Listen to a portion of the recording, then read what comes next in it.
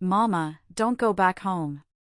This morning, I heard Daddy planning something really bad against us. Please believe me this time.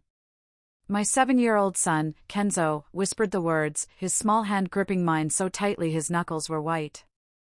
The air outside the airport terminal was thick with the smell of jet fuel and rain, a metallic tang that suddenly felt like a premonition. His face, usually so open and bright, was a mask of adult fear. I knelt, pushing a stray lock of black hair from his forehead, my heart doing a slow, heavy drumroll against my ribs. We had just spent a week with my sister, a blissful escape, and now this. Kenzo, honey, what are you talking about? Daddy's in Chicago for work. You know that. My voice was a placating murmur, the automatic response of a mother to a child's nightmare. But his eyes, wide and unblinking, held no trace of sleep-fuzzed fantasy. They were clear, focused, and terrified. He wasn't on the phone with his work, Kenzo insisted, his voice dropping even lower, as if the concrete walls of the parking garage had ears. He was in his office with the door almost closed. He said there were people who were going to take care of it. He said he was finally going to be free. For 12 years, my life with Quasi had been a portrait of suburban success. He was the charismatic tech executive, the dealmaker, the man who could command a boardroom with a smile. I was the art curator turned stay-at-home mom, the one who orchestrated our perfect life from the quiet comfort of our sprawling, glass-walled home. We had the right cars, the right friends, the right vacations. Our life was a carefully curated collection of happy moments, each one polished and placed just so. Quasi was the architect of it all, and I was his most ardent believer. I remembered a moment from just a month ago, a Tuesday evening. Kenzo was showing me a drawing of a rocket ship, proudly explaining the intricate details. Quasi walked into the living room, cell phone pressed to his ear, his face etched with a tension I rarely saw. He wasn't on a speaker, but I caught snippets of the conversation. Quarterly projections are a disaster, losing investor confidence, liquidate assets. He saw me looking and forced a quick, brittle smile, waving a dismissive hand. Just typical market jitters, sweetheart. Nothing a little strategic maneuvering can't fix. He'd gone into his study, closing the door a little too firmly. Kenzo, sensitive to moods, had immediately sensed the shift, his small hand reaching for mine, his enthusiasm for the rocket ship momentarily dimmed. I had dismissed it, then, as the stress of his demanding career, a fleeting shadow on our otherwise bright existence. But now, it felt like a crack in the foundation I had so carefully ignored. That fleeting image of Quasi's strained smile, the quick dismissals, the late-night phone calls he'd often take on the patio, his voice hushed, they all coalesced into a disturbing pattern. There were the small inconsistencies, the way his jaw would tighten when a certain credit card statement arrived. I had always categorized them under the heading of executive pressure, explaining them away because the alternative was unthinkable. We mistake silence for peace, distance for work stress. The signs come from the people we love, but we rarely notice them. We think we know the person. My mind flashed back over the last few months. There was the new life insurance policy he'd insisted on, doubling the payout. He'd called it responsible planning. There was the odd faulty wiring issue he mentioned with the smoke detectors, a problem he promised to fix himself but never did. Last week, before he left for his trip, he'd taken me on a long walk and held my hand, telling me how much he loved me and Kenzo, how we were his entire world. At the time, it felt romantic. Now, standing in the damp chill of the airport garage, it felt like a eulogy. Mama, please, Kenzo begged again, his plea cutting through my rationalizations. He told the man on the phone what time our flight landed. He said, they'll be home by 6. It has to be done tonight. That was it. The detail. The flight time. A knot of ice formed in my stomach, cold and sharp. It wasn't a child's fantasy. Quasi had no reason to tell a business associate our flight schedule. My defenses, so carefully constructed over 12 years of marriage, crumbled into dust. The man I loved, the father of my child, was not the man I thought he was. Not even close. I stood up, my legs feeling unsteady. I scanned the garage, every shadow suddenly looking menacing. The decision came in a single, silent heartbeat. I would not dismiss this. I would not rationalize it. I would believe my son. Okay, baby, I said, my voice strangely calm. We're not going home. We're going to play a little game. An adventure. We're going to go somewhere else, and we can't tell Daddy where we are. It's our secret, okay? Kenzo nodded, his relief so profound it was heartbreaking. He didn't need the comforting fiction of a game, he knew the truth. And in that moment, our roles shifted. He was no longer just my child, he was my sentinel, my protector. And I was no longer a wife. I was a survivor. I pulled up my phone and hailed a rideshare, but not to our address. I gave the driver the name of a motel 10 miles in the opposite direction, a drab, anonymous place on the edge of town where no one would think to look for the wife of Quasi Ander. As we pulled away from the airport, I switched my phone to airplane mode, cutting the digital tether that connected me to my husband. My perfect life had just been revealed as a perfect lie. For years, I had navigated our social circles with a practiced ease, hosting dinners, attending galas, playing the part of the supportive, successful wife. I had admired Quasi's ambition, his drive. I saw it as a strength, a testament to his desire to provide for us. But what if that drive wasn't for us at all? What if we were just collateral? A means to an end? The questions circled in my mind, each one a vulture tearing away at the memories I had cherished. How could I have been so blind? The motel room was stale and smelled of bleach. Kenzo fell asleep almost instantly, the adrenaline of the day finally giving way to exhaustion. I sat on the edge of the lumpy bed, watching the flashing neon sign across the street paint red stripes on the wall. I couldn't rest. I needed to know. Against my better judgment, I decided we had to get closer. Not to the house, but near it. There was a small, wooded park a quarter-mile away, a place where Kenzo and I used to hunt for frogs. It had a clear line of sight to our street. I bundled Kenzo into the back of another rideshare, my heart pounding a frantic rhythm. We're just going to watch the stars for a bit, sweetie, I lied, the words tasting like ash. We found a spot behind a thicket of overgrown bushes, the damp earth cold beneath me. Our house was at the end of the cul-de-sac, its familiar lights blazing against the deepening twilight. For a while, nothing happened. I started to feel a sliver of doubt, a foolish hope that this was all a terrible misunderstanding. Maybe Kenzo had misheard. Maybe Quasi was just planning a surprise party. Then, at 6:15 p.m., a nondescript dark sedan pulled up, not into our driveway, but a few houses down. Two men got out. They were dressed in dark work clothes, their movements efficient and quiet. They walked directly to our front door.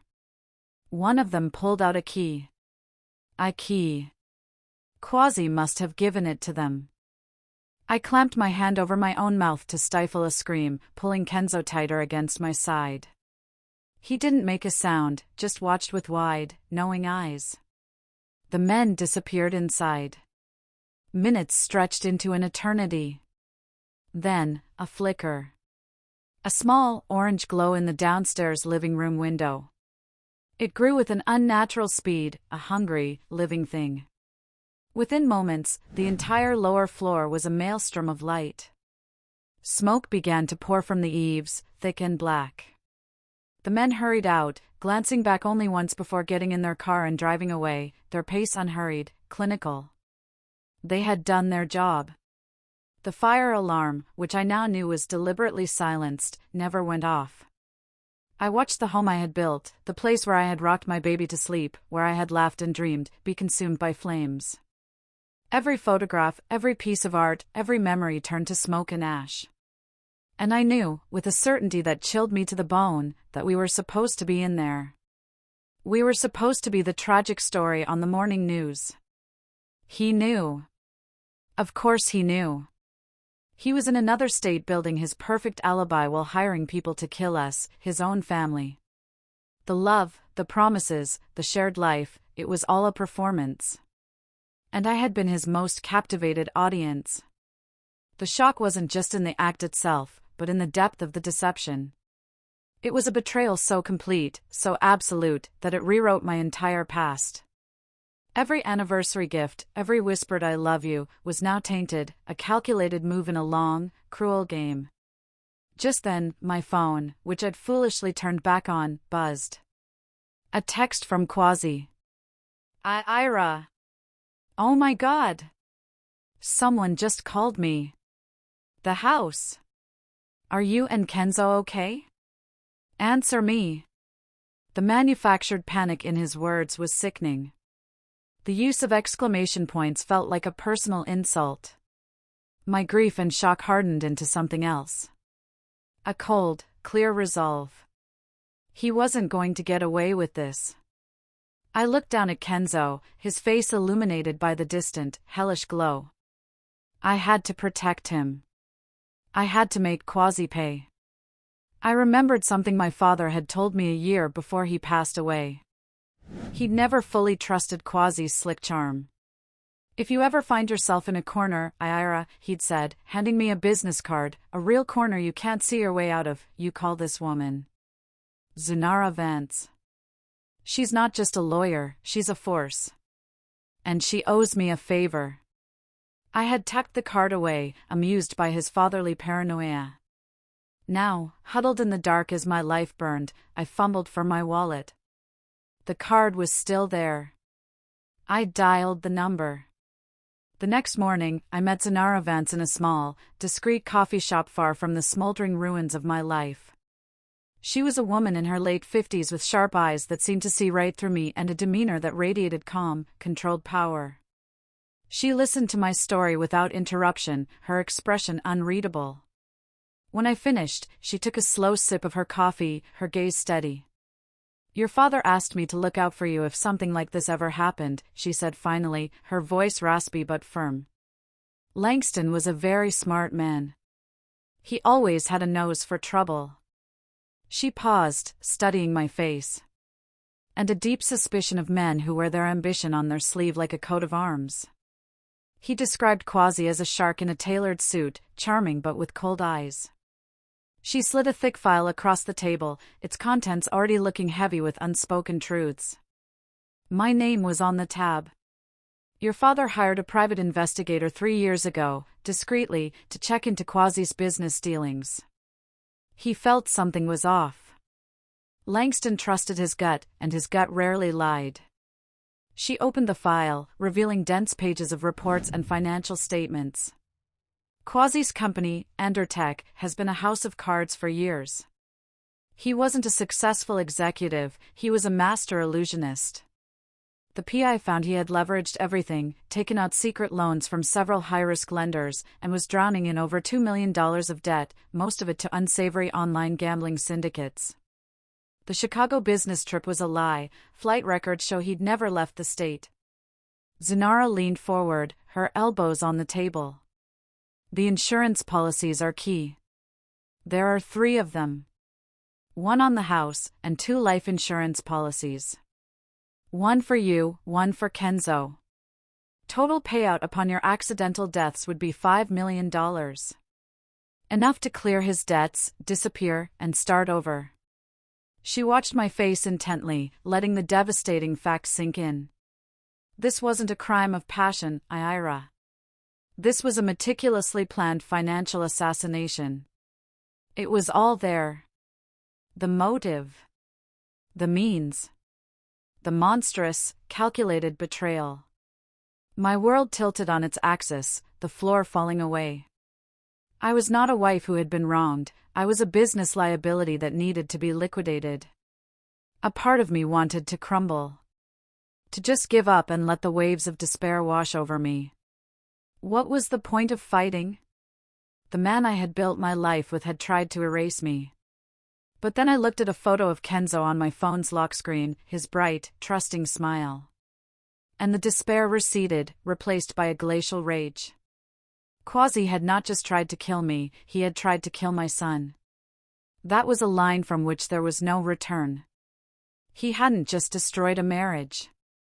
He had declared war. "What do we do?"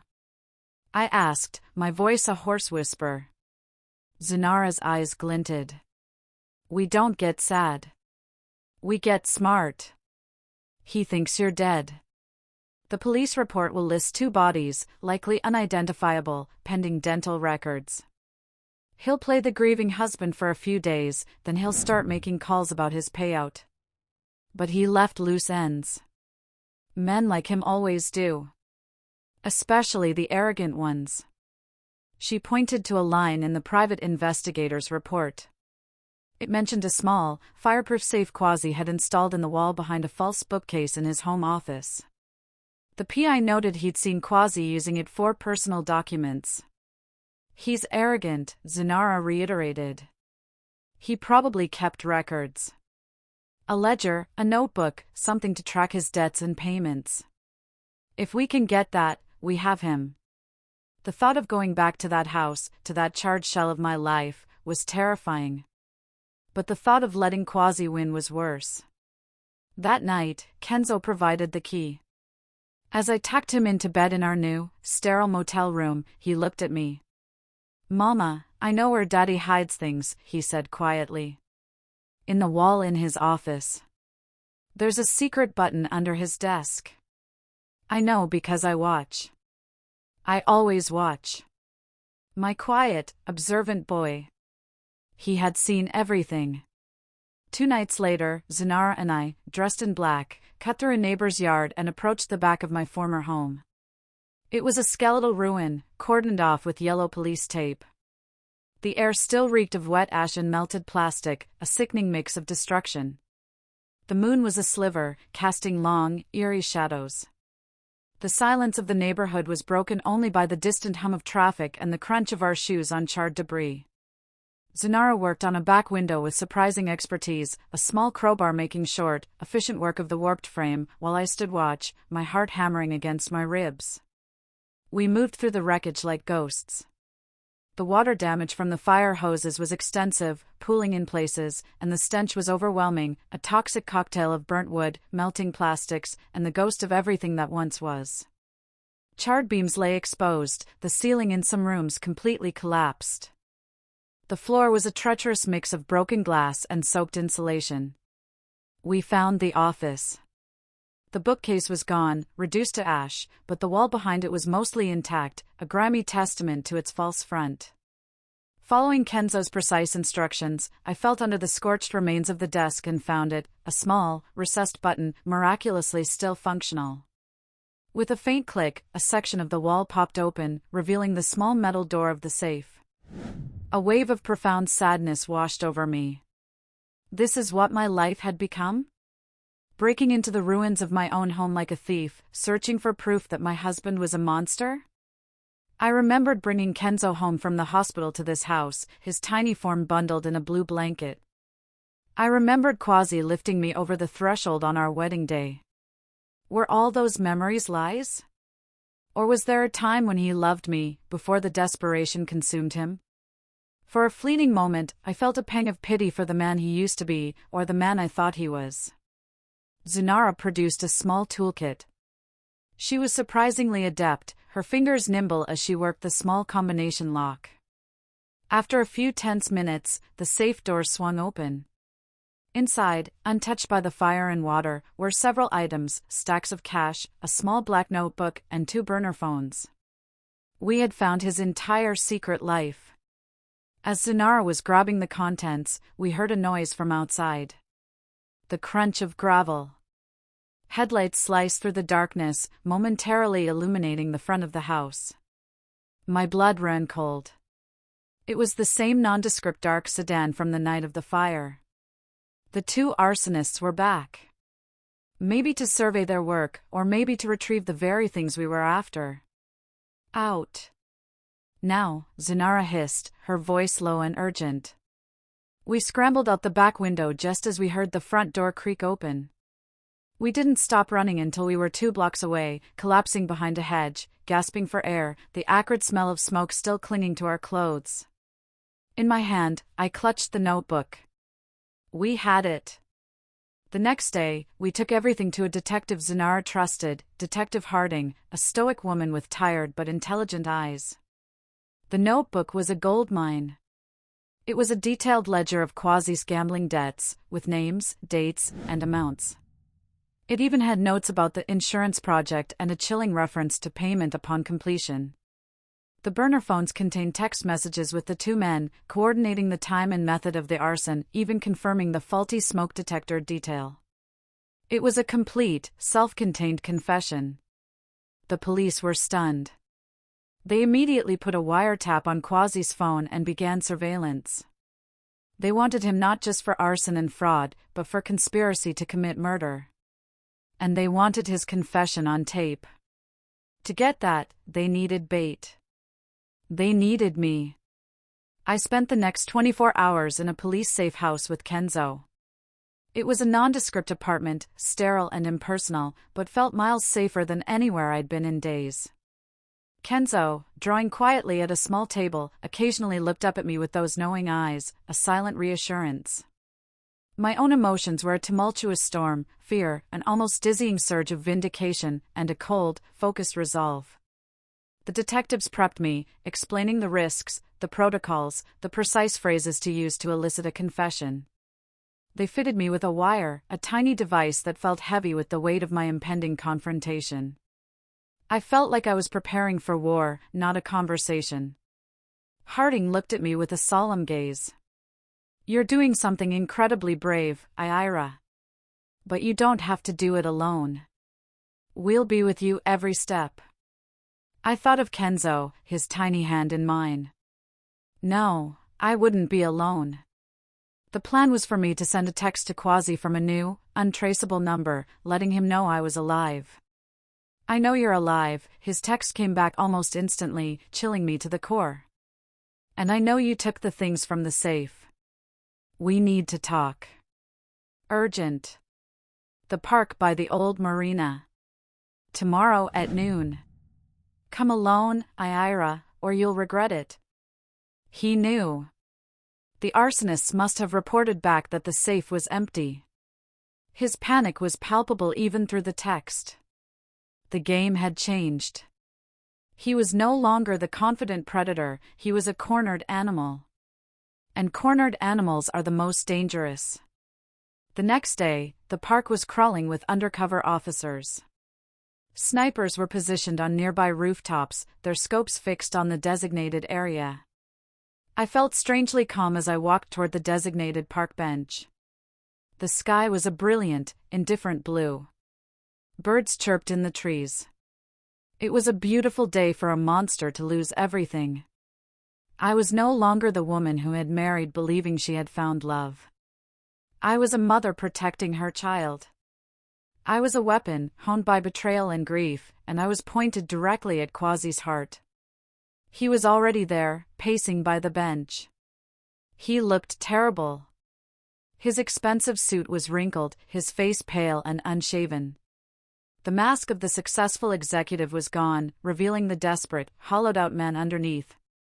"Ira," he breathed, his eyes wide with a mixture of fear and rage. "You're alive." "No thanks to you," I said, my voice steady. I can explain," he stammered.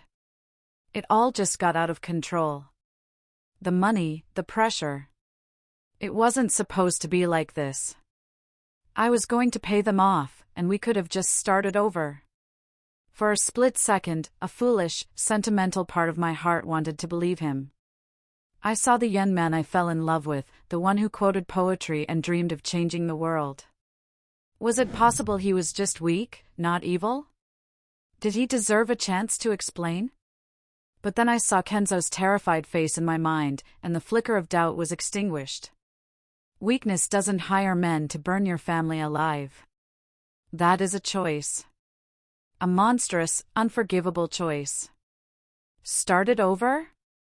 I asked, my voice dripping with ice. "After murdering your wife and son? What kind of a fresh start is that, Quasi?" His face twisted. The desperation morphed into pure, undiluted venom. "You were always so naive. You think I married you? Why? For love? You were a spoiled girl with daddy's money. A safety net. But your father cut me off, your inheritance was in a trust, you became useless. Oh wait. So you decided to cash me in, I finished for him. Me and our son. He's better off, he spat. Better off than growing up with a failure for a father. That was it. The signal. I said the code word we had agreed on, failure. Suddenly, the park was no longer quiet. Undercover officers began to close in, emerging from behind trees and picnic tables. Police! Don't move! Quasi's eyes darted around in pure panic. He saw the trap closing. Before anyone could react, he lunged at me. He was faster than I expected. He wrapped one arm around my neck, and with the other, he pulled a small, wicked-looking knife from his pocket, pressing the cold blade against my throat. Back off, he screamed, his voice cracking. Everyone back off, or she dies for real this time. Time seemed to slow down. I could feel his hot, panicked breath on my cheek. The metallic smell of the blade filled my nostrils. I could hear the shouts of the officers, the distant city traffic, my own blood pounding in my ears. I closed my eyes, thinking of Kenzo. I had to survive this. For him. I did the one thing he wouldn't expect. I went limp in his arms, forcing him to bear my full weight. As he staggered backward, momentarily unbalanced by my sudden dead weight, his hold on me loosened for a fraction of a second. It was all the opening they needed. There was no loud bang, just a strange, sharp whip sound, barely audible over the sudden chaos. Quasi's body jerked violently, a stunned gasp escaping him. His arm fell away from my neck, limp. The knife clattered to the pavement. A small, dark red circle began to bloom on his left shoulder, precisely aimed to incapacitate, not kill. He looked down at it, his face a mask of confusion and disbelief, before his eyes rolled back and he collapsed to the ground, unconscious but alive. The sniper, perched unseen, had done their job with terrifying precision. I stumbled away, gasping for breath, as the police swarmed in, securing Quasi and ushering me to safety. It was over. The trial was a blur. The notebook, the burner phones with their incriminating texts, and the recording from the park where Quasi's own words sealed his fate, formed an insurmountable mountain of evidence. He was sentenced to life in prison, with no possibility of parole for 40 years. The 2 men he hired were also caught and received lengthy sentences. Justice was served. But the scars remained. The 5 years that followed were a long, slow process of rebuilding. With the inheritance my father had so wisely protected, I put myself through law school. Kenzo and I moved to a new city, a new home, a new life. He went to therapy, and slowly, the quiet, watchful boy began to smile again, painting canvases with bright, hopeful colors. I didn't want my pain to be a wasteland. I wanted it to be fertile ground. I opened a small, non-profit law practice dedicated to helping victims of domestic abuse, specializing in unraveling complex financial betrayals. I became the force my father knew I could be, using the pain to help other people, and in some way, that helped heal my own pain. Sometimes, late at night, I think about Quasi. I don't feel hatred anymore, just a profound and empty sadness for the man he could have been and the lives he destroyed, including his own. He tried to burn my world to the ground, but he failed to understand one thing. I wasn't the house, the money, or the perfect life he thought he could discard. I was a mother. From the ashes he created, a warrior had risen. My survival, and my son's happiness, would be my ultimate revenge.